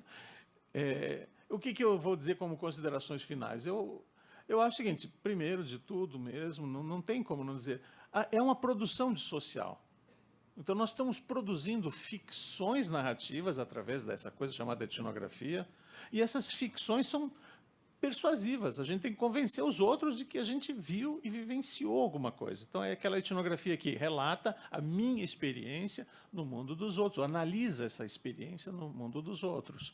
Eu tenho que também ter uma linguagem que seja, como é que eu vou dizer, suficientemente poderosa para fazer isso. E a etnografia, nesse caso, me parece ser alguma coisa mais rentável quando nós trabalhamos com multiplicidade de agências, ou pelo menos não antecipamos quem é a agência, não damos agência só aos humanos, quando nós pensamos em trazer outros elementos para a nossa descrição e nós procuramos fazer um esforço, que é esse, que é toda a política do Michel Calon, do Bruno Latour, que é de simetrização. É a ideia de que a agência pode estar mais distribuída do que quando nós pensamos só nos humanos como capazes de agir. Falar em políticas etnográficas é isso, é fazer um pouco as eleições dos elementos que comporão a nossa descrição e como eles vão compô-la. É isso, obrigado. Oi, Teófilos. Não, uma pergunta, eu não sei se você leu esse último livro do Harari, o Homo Deus, já? Não. Ele faz, eu não sei se você iria concordar ou não, mas parece que ele é um pouco mais radical nessa colocação que você faz sobre a pessoa, porque ele faz até uma espécie assim de que a gente substituiu a ideia de alma por o eu, o meu, não, isso é uma coisa própria minha, como se tivesse alguma coisa dentro da gente. Né? Então, ele fala que a mesma forma de pensar, em vez de dizer alma, a gente incorporou que existe um eu. E aí ele trata que as pessoas, que a biologia hoje está tratando, que somos algoritmos, somos processos químicos, físicos, né, internos. E que, então, na verdade, você toma, por exemplo, uma medicação, altera o seu estado, o seu sentimento, a sua emoção, né? Então, me parece mais radical até. Quer dizer, na verdade, se você põe até se você põe um óculos, você já enxerga de uma outra forma. Quer dizer, qualquer interação com substância ou com um objeto já te altera, não é de forma até profunda. Então, porque ele vai radicalizando, porque ele acha que no futuro, daqui a pouco, a gente vai tomar um medicamento, aí vai amar uma pessoa que tomou aquele medicamento para amar aquela pessoa, e a gente vai fazer, cada coisa que a gente fizer vai ser um medicamento, alguma substância química que vai introduzir, mas sem chegar a esse futurismo, mas hoje, não é um pouco isso? Quer dizer, é mais até, não sei se a palavra é mais, mas não é nessa linha que você está falando, concorda? Só queria... Olá. Meu nome é Josefina Tranquilinha, eu faço pós-doc na ESPM, no Programa de Comunicação e Práticas do Consumo.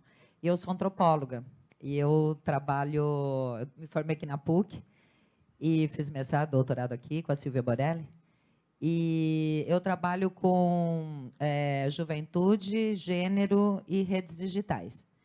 E eu analiso aquela página Moça, Você é Machista, que é uma página do Facebook, né, que trabalha com ativismo de gênero. E, quando eu comecei meu projeto de pós-doc, a gente não tinha não conhecia, pelo menos, uma etnografia digital que falasse da prática do pesquisador no campo. Então, a gente tem várias teorias que falam o que é etnografia, né, e como se faz etnografia, o olhar e tal, e a gente não tinha. E aí, no final do pós-doc, agora esse ano, a minha supervisora pediu que eu escrevesse um artigo desse e eu fiquei enlouquecida, porque é muito difícil escrever sobre metodologia, né, e sobre etnografia. Então, a minha pergunta para você é uma pergunta prática, tá? Como a gente está na academia, querendo ou não querendo, a gente está na academia, e a academia cobra da gente que a gente tenha um banco de dados, que a gente analise aquilo como cientificamente, e toda essa categoria, né? Eu perguntaria para você, em cima desse seu olhar da antropologia e da etnografia, que eu concordo em tudo que você está falando, como que a gente poderia criar, né, uma categoria de análise? Né? Não só pela narrativa, mas também uma categoria de análise. Né? Eu construo um banco de dados, eu faço esse banco por onde? Pela imagem, já que eu tenho que levar a tecnologia em conta. Como é que, na prática, você aconselharia a gente fazer uma etnografia digital? Boa noite. Meu nome é Marcelo Rodrigo, eu sou aluno do doutorado em Estudos da Mídia da Universidade Federal do Rio Grande do Norte. Inclusive, o professor Teófilo fez uma participação no evento da Rede Anlat, 2 semanas atrás, lá em Natal. Mas a minha pergunta é mais relacionada, puxando para a minha sardinha, né, para a investigação no campo da publicidade.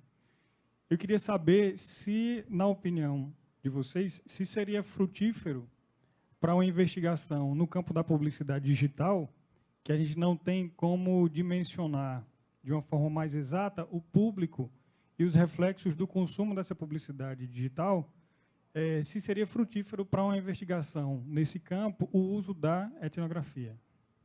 Eu tenho uma pergunta. Na realidade, a minha pergunta, a gente está falando sobre a etnografia no ciberespaço, e há poucos anos eu encontrei alguém que falava sobre netnografia.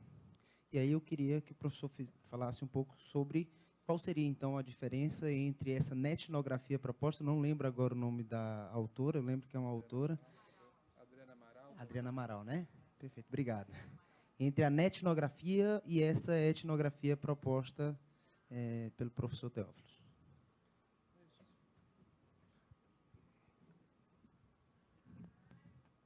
Bom, acho que devia passar os dois, eu estou bem ladeado aqui, de dois que têm grandes experiências etnográficas, né? Acho que vale a pena ouvir falar como eles fizeram, né? Eu vou me ater a comentar primeiro essa discussão é muito difícil mesmo de saber até onde a gente deve esticar, né, esse fio. Né? Eu acho que o limite para esticar esse fio é a nossa capacidade de descrever redes. Né? A gente tem uma colega, Sophie Udar, no Nanterre, com quem a gente trabalhou e aprendeu bastante, sobre a ideia de como a descrição é produtiva. Né? Então, a gente, na verdade, não faz a descrição para depois explicar. Essa é uma discussão bem interessante. A própria descrição, se ela precisa de explicações, é porque ela foi insuficiente. Essa que é a grande, sei lá, o grande desafio atual. Então, acho que é isso. Se a gente conseguir, né, incluir o indivíduo, a alma, conseguir mais elementos a gente for incluindo, né, significa que a gente percorreu, né, uma rede, né, suficientemente rica, e essa descrição já traz política dentro. Eu não concordo que a política é outra coisa, que a gente precisa juntar. Entende? Eu acho que ela já vai trazer a política dentro, ela vai trazer esses elementos humanos e não humanos dentro. Eu acho que é isso que é, talvez, a riqueza da nossa descrição de redes. Né? Então, acho que talvez esse seja o nosso horizonte.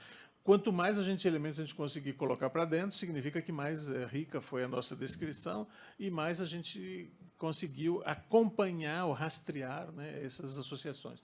Vou deixar os dois falando, então, como é que eles fizeram.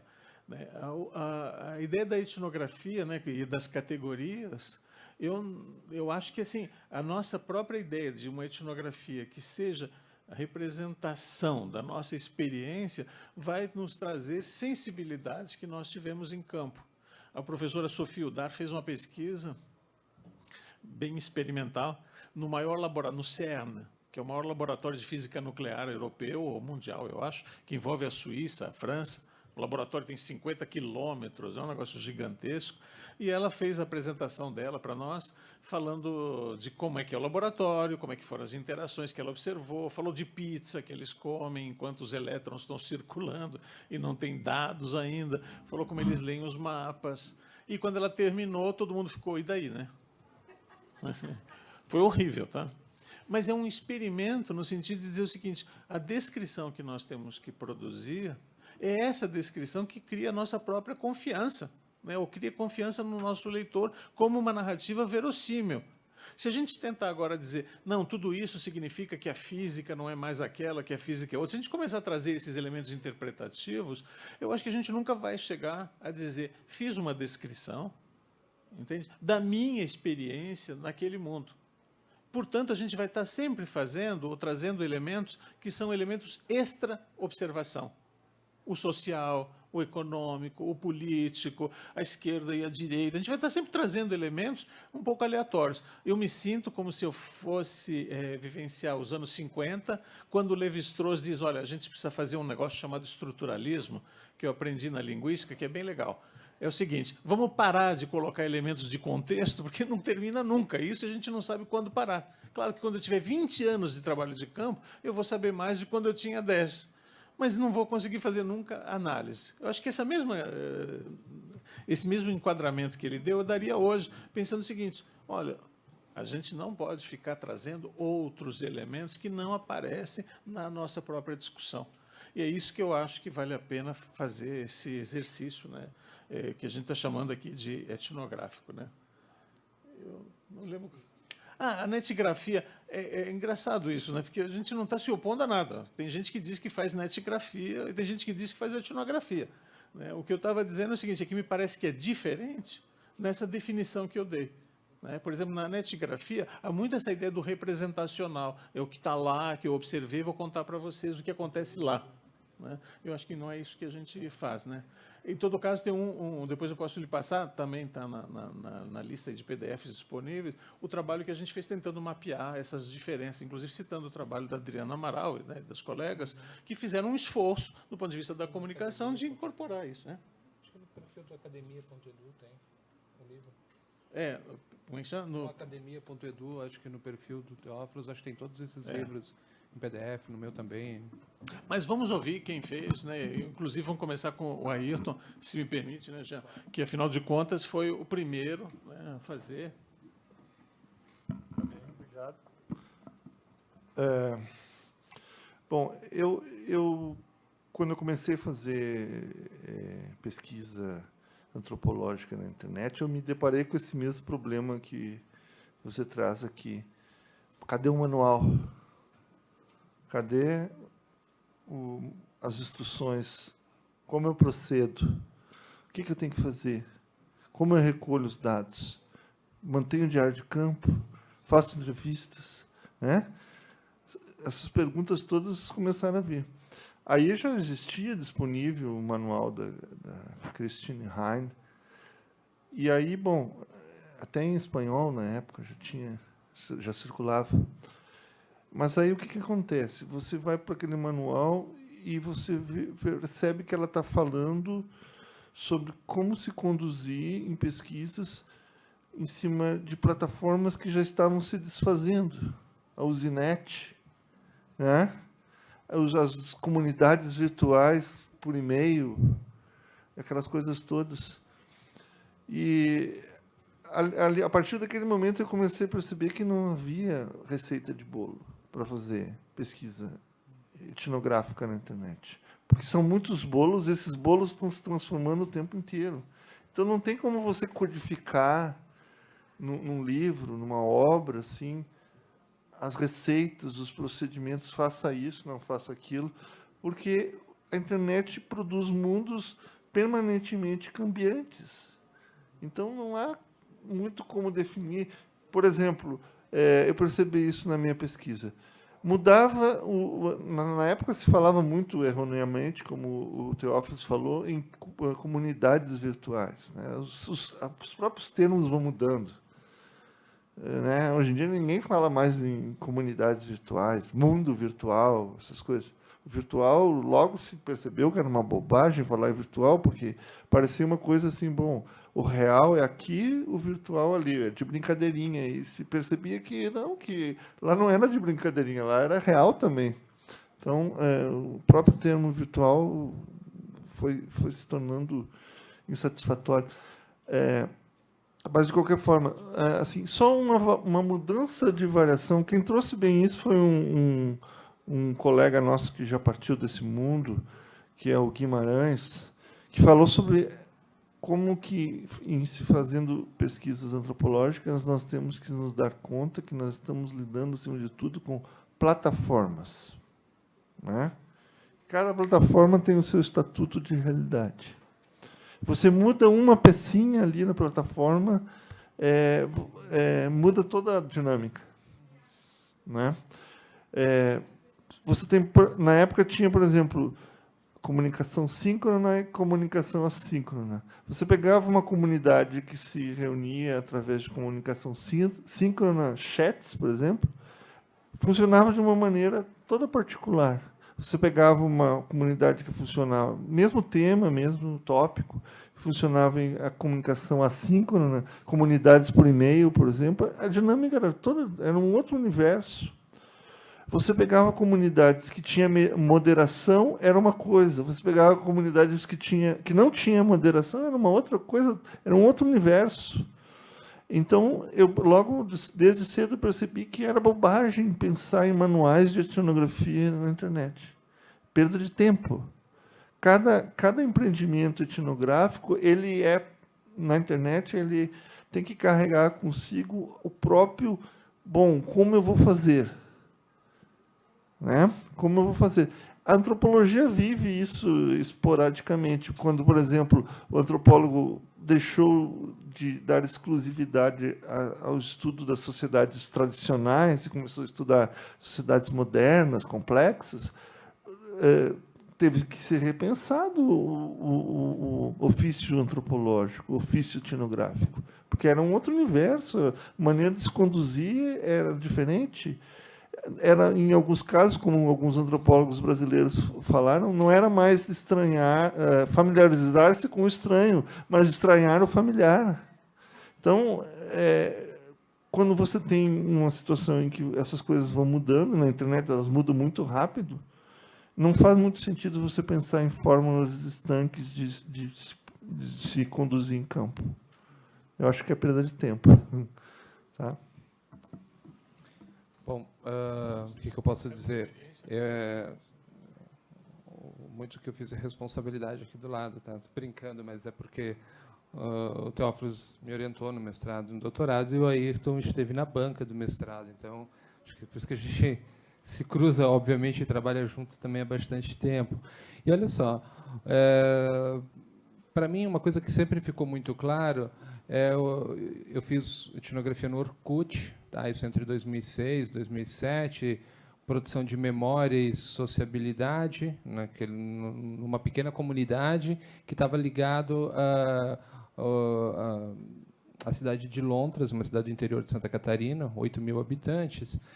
E, bom, seguindo um pouco a ideia do que o Teófilo já falou antes, eu me encontrava com as pessoas na rua, eu ligava para elas, eu conversava com elas pelo Messenger, a gente trocava SMS, avisava, olha, tem alguém te xingando lá na comunidade. E aí? Aí o cara dizia, olha, mas eu estou no trabalho, não posso abrir o Orkut aqui, então tu faz um print da tela e me manda por e-mail. Eu mandava para ele, ele passava a mão no telefone e me ligava. O telefone disse, cara, eu não acredito que fizeram isso, não sei o quê. Só para dar uma ideia de que a diferença que a gente está percebendo entre a etnografia e talvez o que poderia ser uma etnografia ou outros trabalhos, é de que a gente não fica com aquela fotografia final daquilo que está postado lá, mas que tem muitas e muitas outras camadas de vivência e de relação que a gente pode acompanhar na etnografia, participar, descrever e fazer aparecer, que não se resume a isso, aquele ato, ao postar lá. Uma postagem lá na comunidade, às vezes, envolvia uma tarde inteira de negociação, e, especialmente porque era uma situação em que apareciam os fakes, foi justamente quando eu estava fazendo a pesquisa. Então, tinha toda uma negociação fora da comunidade que era discutir, olha, como é que a gente pode tentar atingir a pessoa e fazer com que ele se revele quem é quem. O fake se chamava Penisvaldo, era uma injúria só pronunciá-lo. Tá? Então, de uma certa maneira, eu acho que isso que a gente tem insistido é de que não há uma primazia do conteúdo, da informação, sobre as relações, quando a gente está fazendo etnografia. Não tem informação sem rosto, não tem um conteúdo independente, né? Mas ele está situado, ele está localizado, ele é produzido dentro de uma vivência, né? E, com isso, a gente ajuda a perceber uma série de equívocos, como eram os anúncios de que a rede é global. Mas a gente estava ali, numa produção muito local, muito circunscrita, tá? E local que não era necessariamente um local físico, mas que era, né, uma produção muito particular dentro do que pode ser uma rede. Aliás, porque a rede não está lá, né? Tem uma plataforma lá. E se existe uma rede, é aquilo que a gente vai fazendo, quando a gente está adicionando e produzindo, inclusive, esse feixe de relações. Então, para mim, de novo, isso. E isso diz respeito, muito particularmente, a uma discussão ética hoje, que é bastante importante. O Ayrton citou a Resolução 510. E eu vejo que hoje, inclusive, alguns colegas na antropologia, participando de seminários sobre a resolução, tentam escapar dela usando o primeiro artigo, que nos 3 primeiros parágrafos dá uma brecha, né? Não precisa passar num comitê de ética se for fazer uma pesquisa de opinião pública. Então vamos dizer o que a gente vai fazer uma pesquisa de opinião pública. Isso é trair a história da etnografia, ou da produção, né? Porque reduz a informação, né? Reduz, de novo, aquela... digamos, aquele conteúdo independente das relações. O segundo diz o seguinte, mas se a informação, então, for de domínio público, bom, daí a pessoa se esconde atrás dos termos de uso. Bom, o Facebook está dizendo que tudo que está lá é público. Não. Para um antropólogo, público não é definido por um dispositivo de lei, não é definido de fora para dentro por um termo de uso. Essa negociação do que pode ser público ou não é negociada na relação. Sabe? Eu tive um participante de pesquisa que, 6 anos depois, me escreveu um e-mail dizendo que estava se sentindo muito desconfortável, se não tinha como tirar a minha dissertação do ar, do site da biblioteca. Não tinha nada, absolutamente, lá que causasse problema ético. Tá? A questão é que o conteúdo do Orkut era disponível no Google, né? E aí, o que acontece? Ele era um protagonista de uma série de trocas de injúrias lá com fake. Aí ele digitava lá Lontras e Orkut, aparecia a minha dissertação. E aparecia o conteúdo dele. E ele procurou tantas vezes isso que o Google botou a gente lá uma espécie de trend topic, né? E ele dizia, olha, está ficando chato, porque eu tenho funcionários hoje e as pessoas estão associando. Bom, O que aconteceu? A gente fez uma revisão de todo o conteúdo, a gente olhou e disse, pois é, não tenho nada para dizer, porque realmente não tinha nenhuma menção a ele, aos conteúdos, mas ficava junto como os primeiros dispositivos de busca, né? Bom, aí o Orkut, enfim, é extinto, e ele disse, bom, agora acabou isso de uma vez, e beleza, fica assim. Mas eu me lembro de uma frase do e-mail dele que, para mim, é muito chave para pensar essa dimensão ética. Dizer o seguinte, olha, eu sei que tudo que está lá é público no Orkut, mas eu não queria que saísse de lá. Essa parece uma frase hollywoodiana, né? O que se faz em Vegas, fica em Vegas, né? Então, essa negociação do que é público é uma negociação muito particular, muito relacional, e não é definida de fora para dentro por termos de usos, por dispositivos de lei, coisas nesse sentido. Então, acho que é nesse sentido que a gente tem tentado ligar. E só, finalmente, aqui, aproveitando o gancho da Dora, sobre a alma, eu acho que a gente ainda tem dificuldade de ligar isso, porque, de novo, acho que a gente ainda é caudatário de uma ideia de interioridade e exterioridade. Tá? Eu acho que a gente já tematizou isso muito bem na antropologia, inclusive. Gregory Bateson, Edwin Hutchins, o próprio Lévi-Strauss, e a ideia de um monismo, de que o mundo produz as categorias mentais, então não, né, e esses traços salientes do mundo produzem isso. Então, quando a gente fala, por exemplo, em inteligência artificial, particularmente para mim não faz sentido nenhum. Não faz sentido nenhum porque a inteligência, nessa perspectiva toda, ela é artificial. Afinal de contas, ela se produz numa relação com uma série de outros. Ela é uma rede, vamos por assim dizer. Né? Ela não está encapsulada. Isso o Gregory Bateson já tematizava bastante bem. Então, se ela é relacional, tá? Ela não pode ser, inclusive, tomada como uma propriedade, né, de um ente em particular. Tá? Mas ela tem que ser pensada de uma forma distribuída. Então, acho que, nesse sentido, a gente ainda também pode pensar como é que esses... Talvez a internet exagere isso um pouco para a gente, talvez a gente consiga produzir algum debate sobre isso também. Mas o break já está acontecendo e a gente vai fazer parte dele também. Eu agradeço a todas e todos. Tá? A coisa estendeu, mas obrigado, colegas.